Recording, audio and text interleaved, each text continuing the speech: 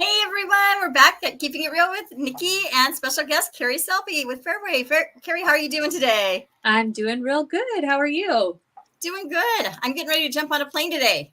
I can go back and Yay! go kayaking and take clients out and do stuff like that. So I'm kind of excited. I can I'm do what sure I they'll be love. excited to have you back. It's Washington missed you. It's been a little while, I know. So how's the market looking on your end today? Because I've got buyers that are ready to go out shopping, and how's rates going? Rates increased. Mortgage-backed security's been pretty volatile over the past couple of weeks. So the national average went from 6.93% to 7.09%. They're Okay. also saying that credit card debt has reached an all-time high at $1 trillion. Oh my That God. was People trillion with the don't use T. your credit cards. Do not. That's such a bad thing to do. Don't use your credit cards. Pay them off. Do everything you can to pay those credit cards off. Those are such bad things to have. They're horrible. And the interest rates on credit cards are in the 20s. So Oh, good God. please, if you can avoid it, there's options. Let's talk about that because the 23% credit card versus a 7% refinance mortgage is much better.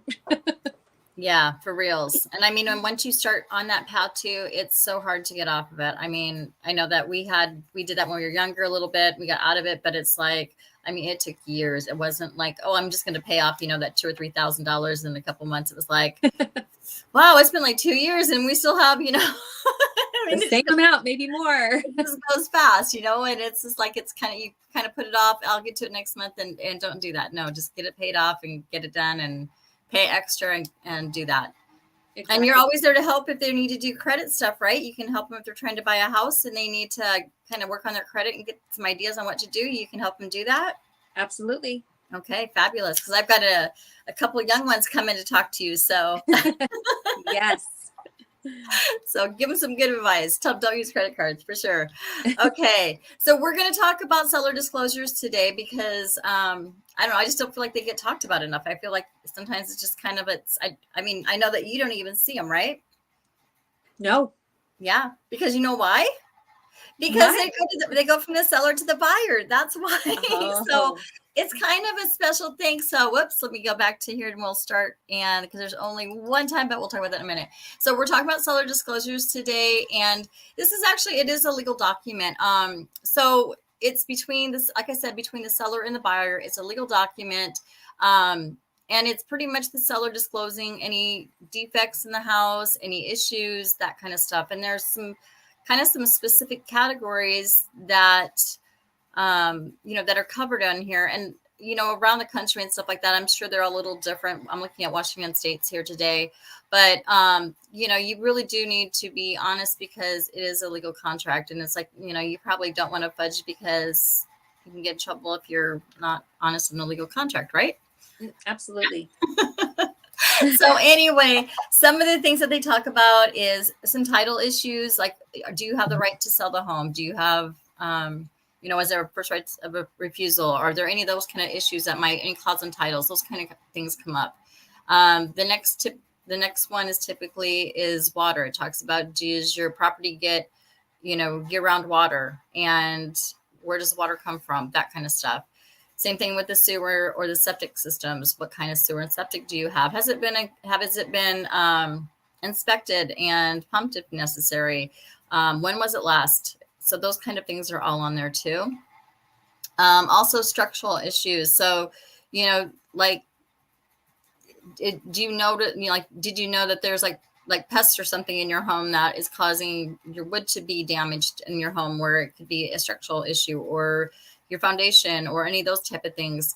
I don't know. There's just a whole bunch of them. So there's all kinds of stuff on there that could be. Also, there is, oh goodness, I can't see. I don't know what number 5 was. Skip that one. So sorry. Number 6, I did this in a hurry last night. Gotta put our glasses, right? Like 12 hours. Sorry. I don't know. I was like, what is that even saying? It says short time on the market. We will look at the actual seller disclosure in just a minute. So I'll tell you what number 5 was, because I'm sure I missed it. Anyway, the next one is systems and fixtures. They talk about fireplaces. They talk about are the appliances working, that kind of stuff. so, I mean, obviously you just want to let people know. I mean, a lot of, when you're kind of going through your home inspection, I mean, that's kind of like the seller disclosing, like, yes, I know that this is what's going on. This is what's going on. It doesn't mean that they won't fix it. It doesn't mean that they're going to fix it. They just need to disclose it. And it's up to your broker to negotiate that. Then they have the HOA part of it. If your home is part of an HOA, it goes through those kind of things, like how is, who's, how much does it cost, that kind of stuff, and who the information is. Environmental, if there's any environmental concerns, they've been kind of changing things around. I mean, they ask if there's asbestos sometimes, or lead-based paint. And actually, I'll go over lead-based paint again because it's the next category too, because they ask very specific questions if your home was built before 1976, because a lot of those paints were with lead. Again, it's not usually an issue. I mean, because a lot of times you're painting over, unless there's peeling paint, and then the VAs will definitely call them out. And then there's also a part about manufactured homes. So I'm going to kind of go through this very quickly, and then I'm going to kind of pull up the sheet, the actual seller disclosure, so you can see what one looks like, and then we can kind of go through those again real quickly. So I'm going to do it quick, fast. Okay. Do you always need to, oh, well, actually, so I'm skipping ahead here. I talked about this a few minutes ago too. Failure to provide accurate and complete seller disclosures can lead to legal issues and potential lawsuits, because again, this is a legal binding document that, I mean, if you're putting your name on there, you're saying, oh no, my roof is completely fine. And, and you find out it's the very end of life and it's been leaking for 5 years, that could lead to a lawsuit. So you really do need to give accurate information. And the last one is, does everyone need to provide one of these? By law, yes, Washington, you're supposed to. There is one exception to that, and that is if there's an estate sale. And the reason that is because the person's deceased and they cannot tell you, this is what is wrong with my house. And usually the people that are like, there's an executor or a person who's been assigned as your probate for that. They are the ones who, are handling the sale of it, but they don't have any firsthand knowledge of your home. So that would be the only exception to that rule. Okay. How was that? Nice and fast today. Yes, it was. Okay. This is what I'm going to have to put this on because my eyes just cannot see stuff like this anymore. This is what the actual disclosure looks like. This is actually the last page. So let me flip to the front here real quick. So it pretty much just says, the seller is the one who needs to fill this out. They need to do it completely and honestly and accurately. They have 3 choices when they do this. Or 4 choices. It's yes, no, you don't know, or it doesn't apply. And so, a lot of times I'll get questions from like a person who's listing their home and saying, well, what should I put for this? Well, honestly, I can answer that question because I am not you and I don't live in your home. But your answers are yes, no, don't know, or not applicable. So choose the best answer, and that's what you're assigning your name to. So anyway, again, they talk about the titles I just mentioned. So that was like the first one, and it just kind of has a bunch of different questions that they lead you through and ask you about. I'm not going to go through them all because as you can see, this is 6 pages long, but it talks about water, household water, irrigation, outside sprinkler systems. They pretty much cover everything. Your sewer, and septic, if it's on site. And again, if it was public, if it was when it was last inspected or when it was last pumped. So it goes over all that. And then it goes over your structurals and talks about your roof. Has it leaked? Is your attic insulated? Is your basement insulated? Is anything wrong with any of these other parts of your home that are listed there? I mean, as you can see, there's quite a few. And you say yes, no, whatever. And I'm going to tell you one more little fact as we get through here. So I'm going very fast. I know Kerri's going, dang, she's talking fast. That's okay. Sometimes I do that.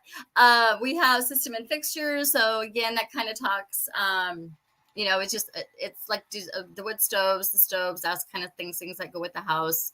If you have a sub pump, those kind of things are all mentioned in there. Your HOA, which we discussed, environmental. I think they've changed this recently. I don't know. I don't know if I can pull it up here. I don't know if I can make it bigger. I thought they'd asked on there on E as if there's any chemicals or something in the home, and they list a bunch of different ones. So, again, you just have to be accurate. Like the popcorn ceilings and stuff from like the 70s. those could have asbestos in it. So those are listed. And if you do, you just say, I don't know if it's bad, or you say, yes, I know it's bad and that's what it is. But anyway, that's all on there. And then we have our lead-based paint. Talks about, again, do you have any known information, any records, that kind of stuff, manufactured home.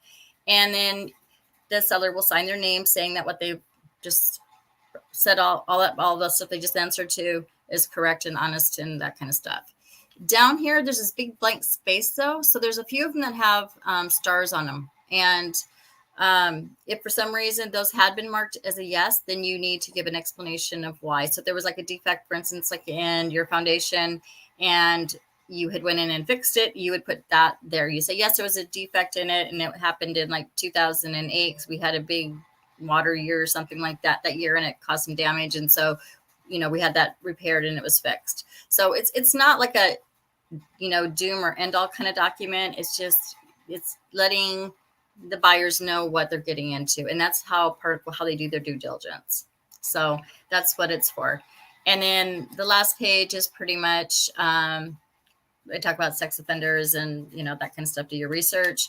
And then it has that the buyers have received the information, and they can do the waiver or right to revoke the offer, or they can waive the right to even receive it if they wanted to. So anyway, that's pretty much it in a nutshell as far as the day. That was pretty cool and fast. Yes, Kerri, right? Yeah, very good. I think we did that in about 15 minutes today. It's less. We're just going on 12. That's pretty awesome. Oh my goodness. That's because I talked twice as fast. I was doing that at my work a little bit earlier today, and I was like, I'm sorry, I'm like on speed today. I mean, not really. I'm not really on speed, but I mean, I'm like on double speed for what I normally do, because I was like, okay, I'm done with this, done. Well, you've got plans to fly out later, and I'm sure you're excited and anticipating the trip. So yes, and I have a lot of work to do before I get there. So anyway, that's all I have for you today. We are going to be, are we going to talk about estate sales a little bit more next week? Do we have some stuff to do with that for next week, I think? We sure can. Okay, so we're going to talk a little bit more about estate sales, because I know I don't know about your age. I think you're a little bit younger than me, you lucky thing, but I know a lot of very little difference. But unfortunately, I know a lot of people my age are losing parents and stuff, and they're starting to deal with estates and kind of what the process is and what to do. I'm going to see if we can try to find somebody to bring in and maybe do a little talk with us, hopefully for next week. But I would like to share some information, because a lot of people just have no clue what to do. I mean, I know we just went through it a little bit. I've got several friends who've gone through it, and it's just kind of, it's a big process. So yeah, I learned some information if your parent dies about what you can do if one person wants to stay in the home and the other doesn't want you to keep it. Found out some legal things about title, so that's always good. I did some research and got some great information, so we can delve into a bit of that next week. Perfect. And I wonder if I'm going to make some phone calls and see if I can get in, because I think we have some more fun to get some more people in. So Anyway, I will see what I can come up with. And that's all I have for today. We will see you. Don't forget to hit that like, subscribe, follow button. And that way you won't miss an episode. And we will talk to you soon. See you next week. See you next week. Thank you.